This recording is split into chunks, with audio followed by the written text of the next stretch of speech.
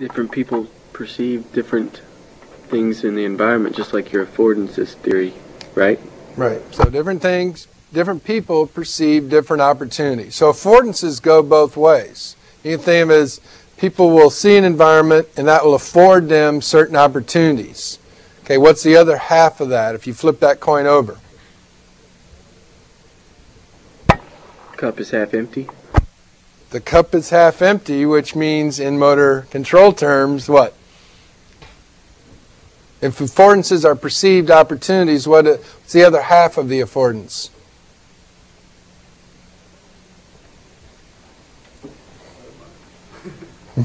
No, you can't answer. Somebody else.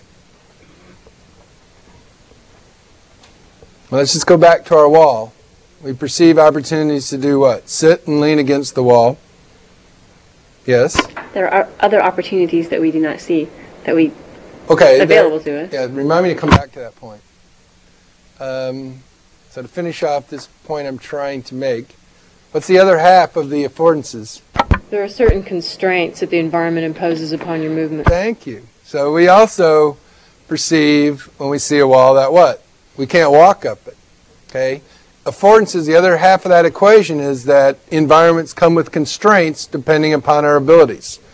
Okay, so that same wall, while it may afford opportunities in terms of certain behaviors, it constrains other behaviors. Okay, does that make sense?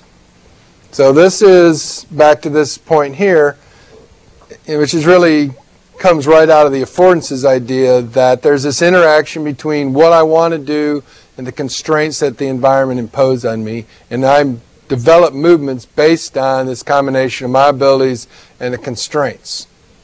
Or the other way to think of that is based upon my abilities and the affordances that the environment provides for you.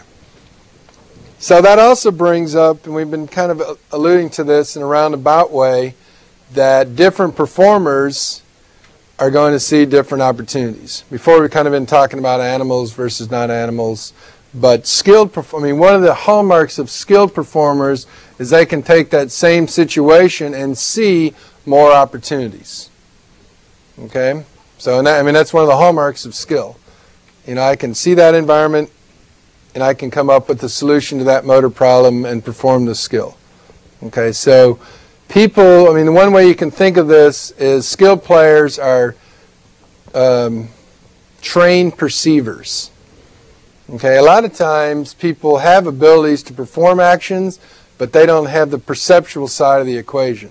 They can't see those opportunities, or by the time they recognize the opportunity, it's too late. The moment has passed, particularly in fast-moving sports.